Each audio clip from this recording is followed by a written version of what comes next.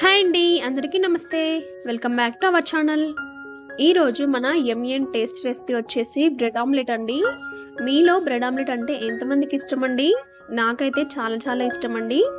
అందరూ ఇష్టపడే బ్రెడ్ ఆమ్లెట్ని ఈజీగా టేస్టీగా ఎలా చేయాలో చూపించబోతున్నానండి. నేను చేసే విధంగా ఒక్కసారి ట్రై చేశారంటే పర్ఫెక్ట్ బ్రెడ్ ఆమ్లెట్ మీకు వస్తుందండి ఖచ్చితంగా. ఇక్కడ నేను ఇది చేయడం కోసం 2 ఎగ్స్‌ని అలాగే 2 బ్రెడ్స్‌ని అయితే తీసుకున్నాను. మనం తీసుకున్న ఎగ్స్‌ని ఒక బౌల్‌లోకి పగలగొట్టుకొని వేసుకోవాలి. ఈ ఎగ్స్‌లోకి రుచికి సరిపడినంత సాల్ట్, అలాగే 1 టీ స్పూన్ కారం, 1/2 టీ స్పూన్ ధనియాల పొడి వేసుకోవాలి.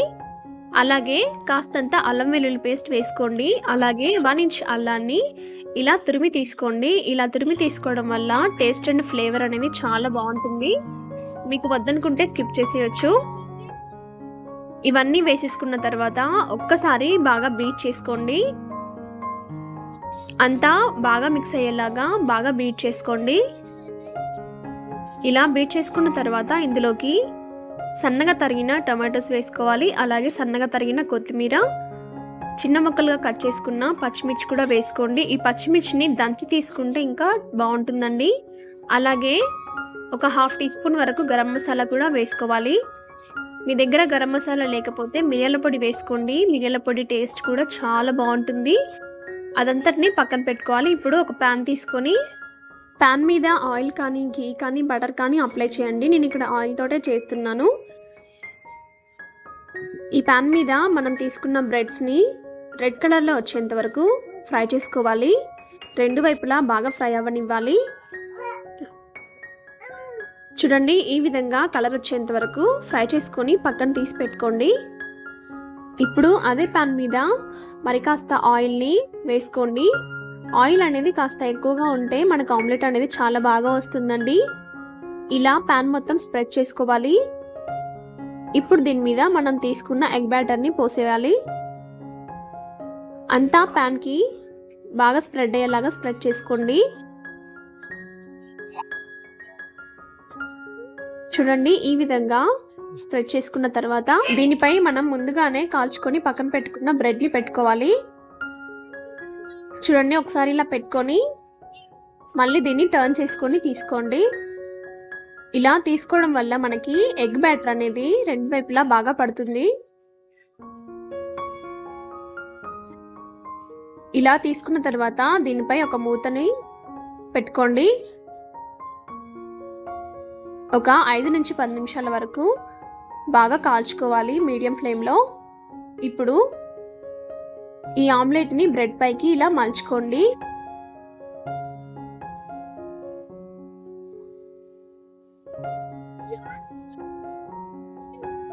ఇలా మలుచుకున్న తర్వాత మనం రెండు వైపులా మంచి కలర్ వచ్చేంత వరకు కాల్చుకుంటే మనకి బ్రెడ్ ఆమ్లెట్ అనేది రెడీ అయిపోతుంది. చాలా టేస్టీగా ఉంటుందండి. తప్పకుండా ట్రై చేయండి. ఇది స్నాక్స్ లోకి చాలా బాగుంటుందండి. మీ పిల్లలకి స్నాక్ బాక్స్ లో కూడా పెట్టి పంపించచ్చు. దీన్ని ప్లేట్లోకి తీసేసుకుంటే మనకి బ్రెడ్ ఆమ్లెట్ అనేది రెడీ. చాలా బాగుంటుంది, చాలా ఫ్లఫీగా ఉంటుందండి. చూడండి, ఒకసారి దీన్ని కట్ చేసి నేను చూపిస్తున్నాను.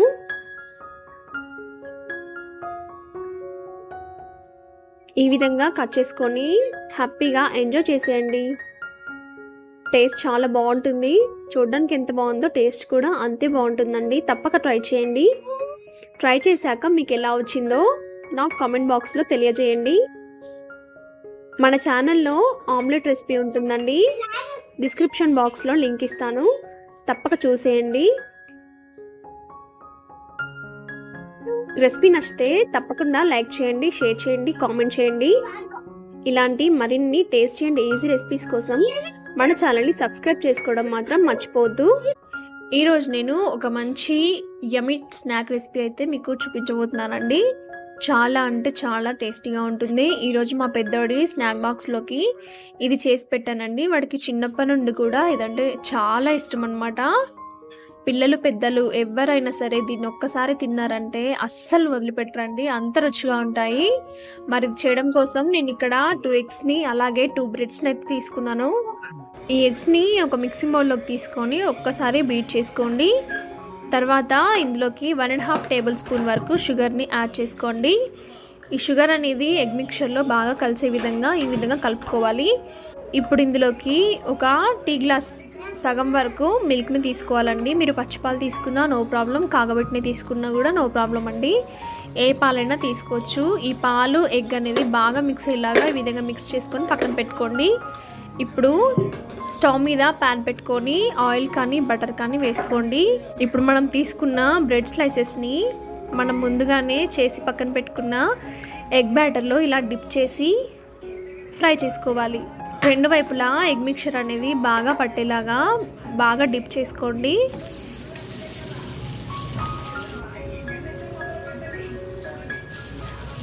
ఇలా ప్యాన్ మీద పెట్టి రెండు వైపులా మంచి కలర్ వచ్చేంత వరకు మీడియం ఫ్లేమ్లో కాల్చుకుంటే మనకి ఈ ఎగ్ కేక్ అనేది రెడీ అయిపోతుందండి.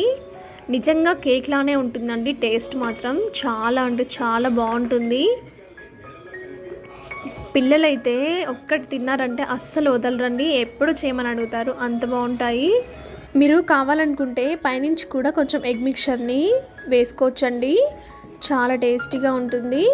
రెండు వైపులా మంచి కలర్ వచ్చేంత వరకు కాల్చుకుంటే మనకి యమ్మీ బ్రెడ్ టోస్ట్ రెడీ. చాలా అంటే చాలా టేస్టీగా ఉంటాయండి, నిజంగా చెప్తున్నాను.